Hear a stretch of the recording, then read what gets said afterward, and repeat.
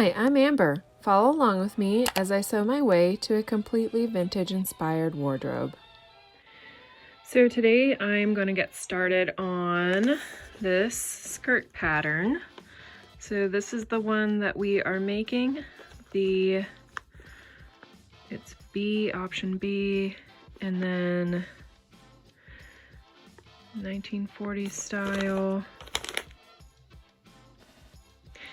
So these are always labeled so strangely because the actual pattern piece doesn't say D0742. So later on in the video, I'll give you the actual number, but that's maybe irrelevant. So this is kind of embarrassingly easy, but the nice thing about it is if you are just starting out with sewing, this is a good project to start off with. So I'll get all of this done in one video. So I'm gonna go ahead, so it's 3 pieces. This is the waistband, and then front, back, and this is the one that I had mentioned before in my January sewing plans video about the sizing. So we'll see if I have any issues with that. I don't foresee it, but we're gonna find out. So I'll go ahead and do the sewing and I will show you what it looks like put together. He selects a standard he can't keep. He selects a standard designed to kill him, to condemn him. He's trying to have life through an instrument of death. 4. The pronomian perverter of the Mosaic law becomes the antinomian blasphemer of the law. The pronomian perverter of the Mosaic law becomes the antinomian blasphemer of the law. In other words, hypocritical, self-righteous legalism contradicts good doctrine. 5. Pride in the letter of the law is not conformity to the spirit of the law. Pride in the letter of the law is not conformity to the spirit of the law. 6. Legalism, then, is a contradiction between principle and function. Again, the verse says, you who keep boasting in the law, through the violation of the law, do you dishonor thee, God? Therefore, in verse 24, we come to the reversionistic failure of a priest nation. All of the studying of self-righteousness we have done from verse 17 down through verse 23 is related to the priest nation of Judea. Okay, I do want to talk to you a little bit about the zipper and how I put my zippers in. So I am going to press this down on both sides, and then I have already pressed it open here, so you can see that there is already a seam allowance on both sides. And because I want my zipper, I'm not going to do a lapped zipper, I'm just going to do basically just a standard zipper insert. And so what I'm going to do is, this is the zipper that I've chosen for this project. And so you can see that this is turned inside out. So what I'm going to do is, within my seam allowance here, I am going to set my zipper in. So this is where I want the bottom of my zipper to be. So I'm going to take the bottom of the zipper and I'm going to line it up right down at the base of where I want my zipper to be. So I'm going to take the edge of the zipper and I'm going to line it up with the edge of my fabric within the seam allowance. Next, what I'm going to do is just work all the way up with pins, and I will have this set so that I can go ahead and put it under the machine, and then I will do that and I will show you how that turns out, and then we'll do the other side and then you'll see the final product. But what the idea of this is you want to do so that it shows like that on the first side and then the second side, and then all you're going to be able to see is the actual teeth of the zipper here. So let's get started. All right, so I have my zipper pinned in on the first side, and you can see that I have got, this is the bottom of my zipper. Maybe that'll focus, maybe not.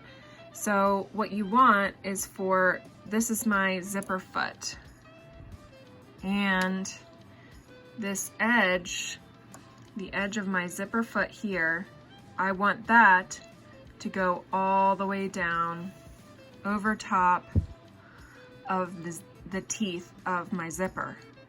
So the needle will be right beside the teeth of the zipper. So let's go ahead and start that, and you can see that in action. Okay, I have the camera set up. Hopefully you can see this a little clearer now.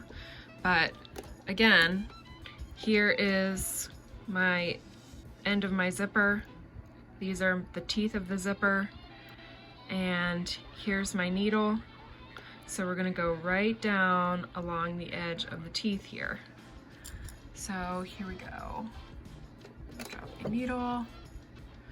Maybe I'll zoom out just a little bit for you. Okay.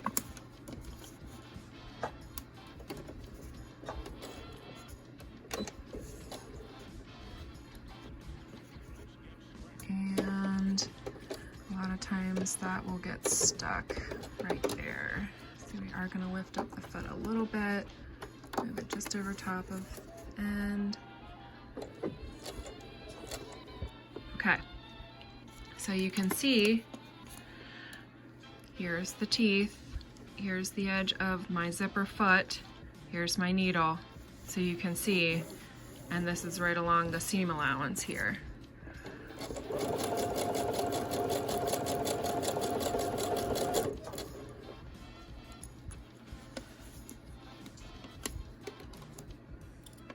All right, so I'll go ahead and finish up the zipper and show you what this looks like. One more tip as far as putting in the zipper is concerned is when you get to the top here, you're gonna ask yourself, how in the world am I gonna figure this out, especially if you're just starting to put in zippers. So this is what I do. I get right up to the edge of the top. I'm gonna lift up my foot. I'll bring the needle up just a little bit, and then I'm gonna take my scissors or my snips, and I just push the zipper down so that you can get all the way up in one pass. You don't have to do it that way. That's just my tip, because you could always just stop your sewing right there, snip everything, and then just move it all down and restart. That's an option too, but this is how I like to do mine. So one more tip that I have for putting in a zipper is, especially when you have your waistband and you have this seam line here, you can match up your seam lines. In fact, you should match up your seam lines. So when you are putting in the zipper, this seam line and this seam line here, they should be flush with each other. So when you are pinning in the second side of your zipper, just match these two seams up first and then pin the rest of your zipper in.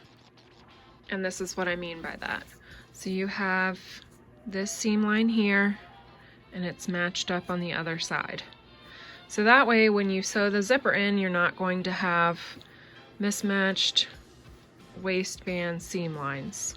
And then it's pinned at the bottom, and I'll pin it in along the seam allowance here and finish it up.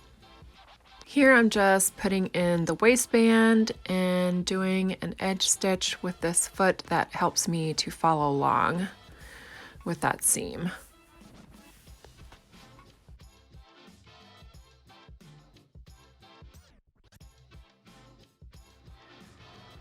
So this is it for today. I have attached the waistband off camera and the zipper is in. I need to add the hook and eye and finish that.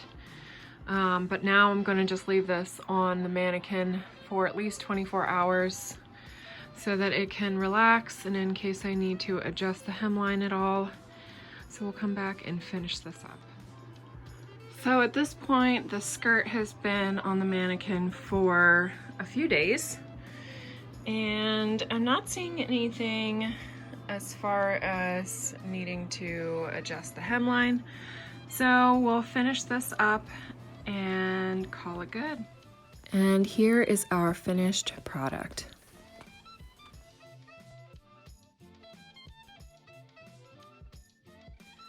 All right, so that is the end of that project. Very simple to make, probably right around 3 hours total. Of course, you do have to allow for that time for the skirt to hang, but other than that, very easy to put together. Off camera, I did put the hook and eyes into my waistband, and I did my hemline, which was nothing that I had to make any special adjustments for as far as a curved hem. It was just about 1/4 of an inch hem, so very narrow and easy. So here we are towards the end of January, and I do still have 3 projects that I would like to finish before the end of the month. So hopefully we can get those done. Hopefully I can get those done. And then we'll see about February. Now, I hope that you enjoyed the video. Give it a thumbs up, leave a comment for me, ask any questions that you have. I'd love to hear from you. And hit the subscribe button so that you can be alerted every time that I post new content. Currently every Tuesday right around noon. See you next time.